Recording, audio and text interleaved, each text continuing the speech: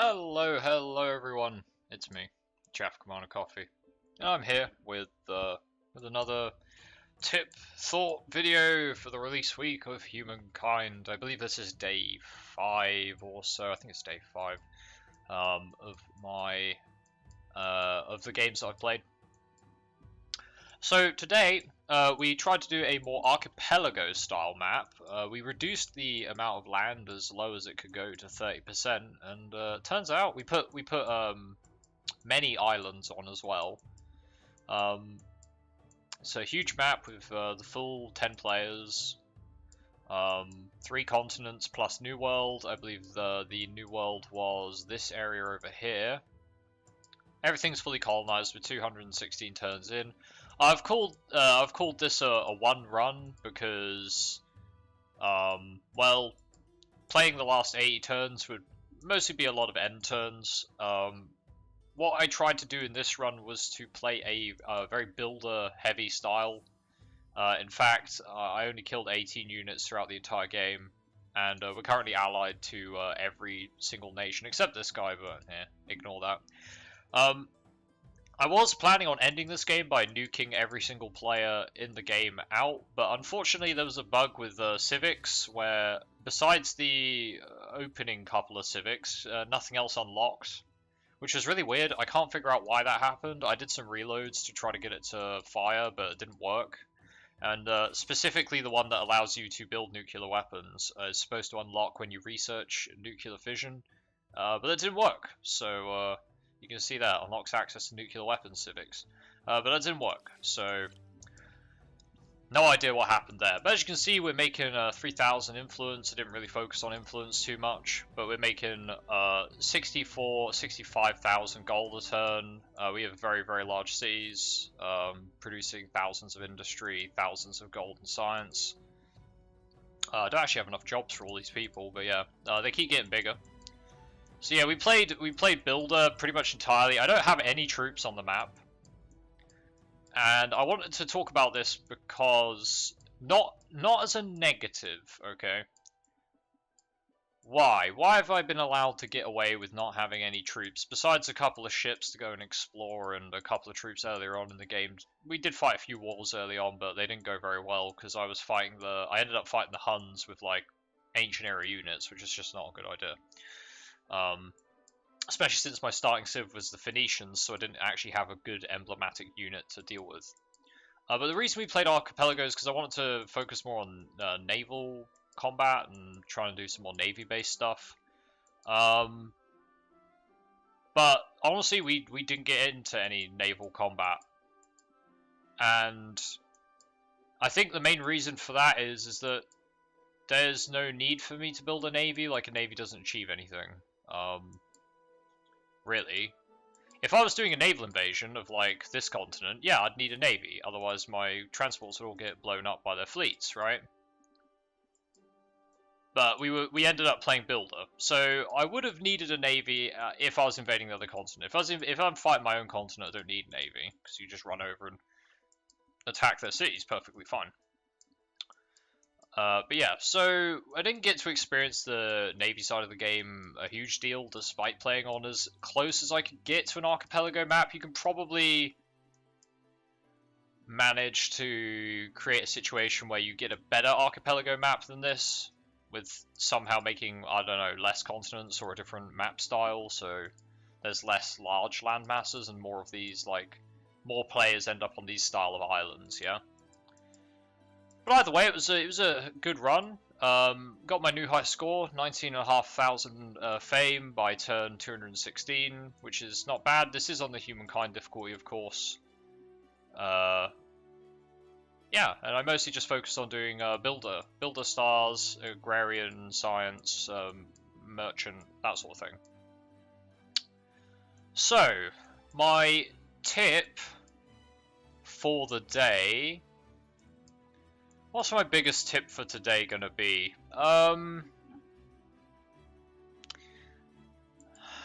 That's a difficult one to come up with. Mostly I just want to talk about my thoughts on playing Builder. I mean, personally I don't find playing Builder super fun, just basically entirely focusing on building your cities up, min-maxing your tiles, and just growing your science and your income, that sort of thing. I don't find that the most exciting thing to do, and some people do, so I thought I'd give it a shot, because otherwise my review of the game as a whole won't be so complete unless I've tried different playstyles. So Builder works. I think that's the main takeaway, is you can play Builder on the highest difficulty.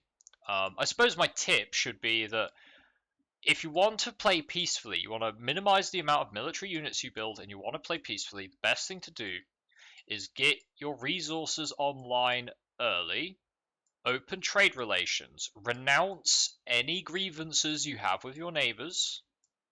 Yeah, don't push grievances. If you renounce them, you'll get a relations boost.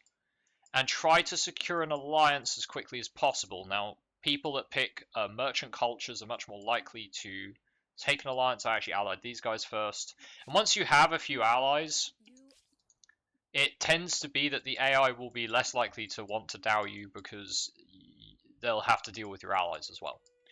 So, yeah, getting an ally early, but you do that primarily by focusing on getting your trade resources active as soon as you can, because the more trade resources you have hooked up, the more people will want to trade with you, and once they become reliant on your resources or your luxuries, then they won't want to break those relations, and you can start buying resources from them, which will expedite the process of getting better relations. On that note, I've heard a lot of people complaining about not getting many luxes or strategics. Now, I'm playing on a huge map with 30% landmass, right? Now, there are, if you play on more landmass, it's supposed to generate more luxuries and more strategics, but you can see here, these are the strategics. I've pretty much bought every resource from everyone in the game. Not quite all of them, because I'd have to go through and do them all. But you can already see here that my strategics, I've got 8 horses, 7 copper, 7 iron, 8 coal, 7 saltpeter, 3 oil, 3 aluminium, and 3 uranium. And there's more of these on the map, and I've got access to every single lux in the game, but not every single copy. Again, I could go buy some more off the AI, but I'm not sure. It must just be people playing on smaller map sizes. But even on a huge map size with 30% landmass, I'm able to acquire enough strategics and luxuries of every single type. Or especially strategics, I'm able to get enough strategics of every type to build any unit I want. Like I'm producing 2 horses in my cities. I'm producing 2 copper, 2 iron, 3 coal, 2 saltpeter, all 3 oil, all 3 aluminium, and all 3 uranium, all from my own territory. So I can build everything in the game. Now, is this just because I'm playing on huge? And am I saying that people are over-exaggerating their lack of resources? Well, no. If people are having issues with the game, then fair enough. Like, I can totally believe that some maps don't generate with enough of a particular resource. I can totally believe that. And it's probably that they're playing on a smaller map size than huge, and I also, I'm not going to fault people for playing on a smaller map size, because maybe their PCs can't handle larger maps. Or, maybe it's an optimization issue. I have no issues playing on a huge scale map, but I'm sure some people would. Either graphically or processing or whatever. Or maybe they just don't want to play on a giant map, they want to play on a smaller map because it's more focused. I mean, that's fair too. Some people have said that it's easier to spawn resources when there's more landmass, so maybe play Pangaea maps. Probably the best idea is to play Pangaea. That would be my first piece of advice, I suppose. But, yeah. Whilst I have I've had some issues with bugs. I haven't had, on none of my runs, I've had issues, on not a single one. And my first couple of ones were on large size maps, with like 1, 2 continents, and even on just one continent I was able to get enough resources. So, I've never had issues with resources. I'm not saying that they don't exist, just that I personally haven't had any. So your mileage may vary, but yeah, from what I've heard, just increase the amount of land coverage, so reduce the amount of water when you do your map gens, and play on larger maps and you shouldn't have any problems. Yeah, so yeah, my tips are basically just try to get allies early. If you want to play builder, try to get allies early. Get your Luxes online because that will help you get allies. It'll basically economic strength counts per military strength when it comes to seeking allies. Some of the AI, especially the merchant cultures or like the builder or agrarian cultures, would be more interested in setting up trade and allying, whereas obviously people picking military cultures probably still want to kick your ass, but after a certain point you'll have enough allies that. And this isn't on peaceful mode, as I said. I fought some early wars. If you want to play it on peaceful mode, same rules apply. You want to just focus on setting up your Luxes because that will help your income a lot early on, and it's not very expensive to set up resource extractors. You can normally just rush them out for gold for like 100, 200 gold, so they're relatively cheap. And then the AI will buy them, which then partially refunds them, but you also get the tile yields, even if it's not within range of any of your other exploitations. I think my big takeaway in terms of planning cities was that building loads of science districts wasn't as helpful. Like, I've got a couple of cities dedicated, like Carthage is more dedicated to science, producing 2,000 a turn. But I've focused mostly on cash. Building merchant districts, like, these market quarters are worth 36 gold each, and my traders are trading for 20. So I did go Dutch, and like you get and Phoenicians, and you get bonuses like that. But overall, yeah, I think I made a lot more gold from just setting up lots of these merchant quarters. Yeah, they really helped. Really helped, and I'll be using them a lot more regularly in standard runs as well. Because just having that extra gold, really useful for the faster you get gold, the faster you acquire other nations' resources. Especially if you're not planning on going to war with those nations for a while. So that helped a lot.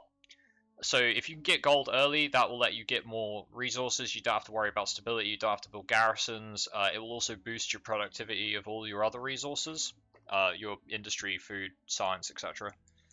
And just having extra gold also lets you rush out buildings in cities you've recently acquired. It lets you get some districts out a couple of turns sooner. You save a lot of turns of production just rushing them out with gold.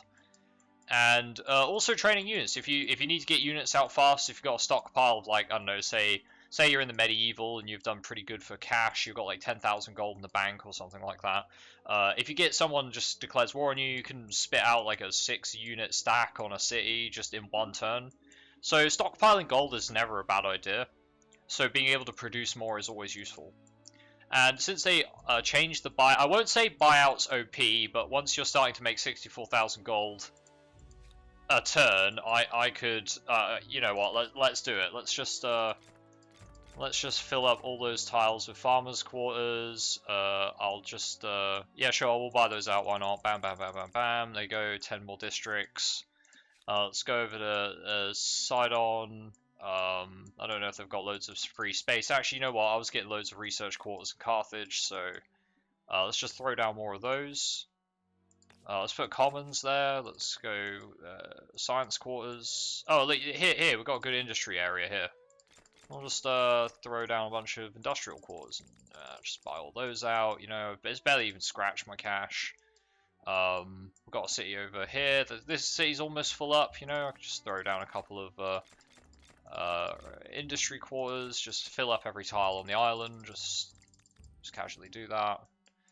I could do the same over here. They've got some strategics. They've got some strategics here, so we'll just fill that up with science quarters. Well, they got a nature reserve there. Oh, nice. Let's build some science quarters. You can see our science number is just shooting up as I do this. Let's just build a few more. So once you get like a crazy amount of income, yeah, you can build like an absurd amount of things per turn. That's going to shoot up your values very fast. And it is exponential.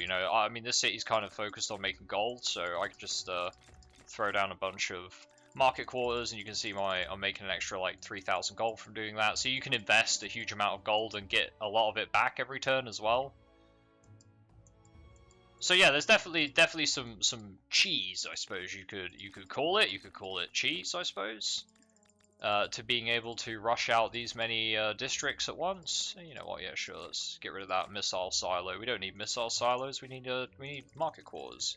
You can see our income is just going to keep going up and up and up and up, and that's just good for us, yeah.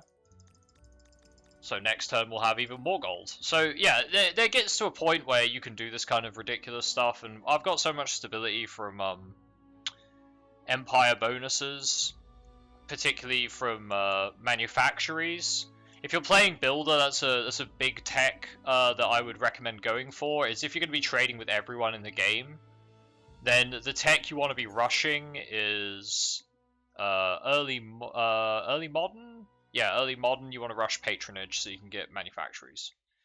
These are hugely important to playing builder because every single manufacturer you build will give you huge bonuses. Like from the gold here, I get 15% more money on all cities and 30 stability. From the papyrus, I get 10% science and 20 stability. From the gems, I'm getting 30% money, 60 stability. From the marble, I get 15% industry and 30 stability. So once you get patronage and you're trading with most of the nations in the game, you can set up a bunch of manufactories in your territory, and you're gonna reap some huge rewards. I wonder if I can set another one up.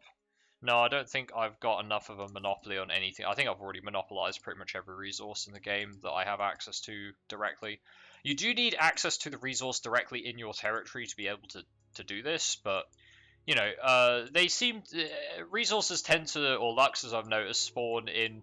You've either got like rare luxes, like the gold and the papyrus. There isn't much of that on the map, but then you've got more common luxes, like these two gemstones here. I think these guys got some gemstones over here. So like most of the world's gems are in this area of the map. It's all very, very centralized. And I think the same could go for a couple other resources. I think there's like yeah, so you've got like two more. Is this saffron? So we've got saffron, 3, 5 saffron here, just all bundled together. So this area of the map's got most of saffron in the game. So luxes do tend to be reasonably bundled together. There are a couple that I guess the game designates as rare on the map, and it spreads them out a bit more. But then there's ones that it designates as being like in a particular area. So we've got like we've got like 5 copies of salt here.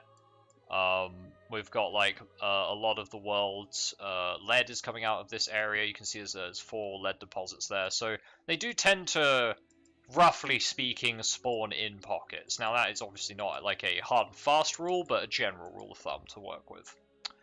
Okay, I think that's about all I wanted to talk about. This is my new high score, 19.5k. Not bad. It's just under 19.5k, but 216 turns. As I said, I could go further. I didn't really do any wars, so I could have got more points from that. But I'll be going for a real high score in my next run, which will be tomorrow on Twitch. I mean, if you're watching this in the future, obviously you missed it. But I'm sure the next video I do about my general thoughts about the game, I'll be doing a review next week. And I'll be starting to do tutorials, in-depth tutorials, and in-depth tier list on civs or cultures, as well as game mechanics, as to the best of my ability anyway. And general critiques of those systems and cultures as I play them. Right. So yeah, that'll be coming tomorrow. I'm going to aim for a particular achievement in my high score run, because the high score run is obviously going to include this achievement. The achievement is to acquire all stars, which is all stars, all eras. So you got your 3 in the Neolithic, you've got gold star, everything in every other era. That's the idea. That's what I'm going to be going for. I'll probably play on a Pangaea for it. I might even play a 100% land Pangaea. I may do that because I feel it's going to be best to allow me to spread my expansion out rather than having to, like, I guess, lock my expansion behind certain techs in the game, like being able to reach the new world or being able to embark units. If I play Pangaea, I can just go all in on land conquest, and that should work out just fine. I'm not sure who I'll play. I have an idea. I'm going to transcend one race through all of the eras as well to try to get the highest fame score too. So No new emblematic units or no new quarters, no new like traits or anything. And I think I'm gonna do it as Babylon, because I feel the science ability to research from the next era is going to be super helpful in being able to acquire new military unit types ahead of schedule and using them to murder my neighbors. Because at the end of the day, military stars and expansion stars have to be acquired somehow. And those are the ones that I tend to fall behind on, if not influence. So I'm going to have to find a way to shore up my influence as well, probably by building way too many commons quarters when normally I wouldn't. And also just generally more influence buildings, because commons quarters by themselves is, you know, it's not a huge amount. I guess if you build commons next to each other, let me just throw down a couple of commons. One commons there is producing oh yeah, wireless telegraphy and World Wide Web is giving more influence, but could build another one. It doesn't actually boost from the neighboring commons, so I'm still gonna have to build a lot of commons. Maybe get a religion that focuses on influence to try boost my aesthete stars up, because that's one I found that I was lacking in pretty much most eras, is my ability to generate influence. So, but I mean, militarist obviously this is a builder playthrough, but yeah, my ability to generate influence seems to be hampering me quite a lot. Hopefully I can get a natural wonder early, because that'll help a lot, but we'll see, we'll see. Right, guys. Thank you for watching. I hope you guys enjoyed. It's been me, Chaff Commander Coffee. There'll be another video tomorrow. Usual sort of content, tips and thoughts, and then followed by a review at the start of next week, and I'll start doing my tutorials and culture breakdowns and tier lists. I'm going to go era by era, I think, for those, but yeah. I'll talk about that later. Alright. See you guys around. Have a good one. And yeah. You're always welcome to jump to the live stream. There'll be a link in the description. Take it easy, guys.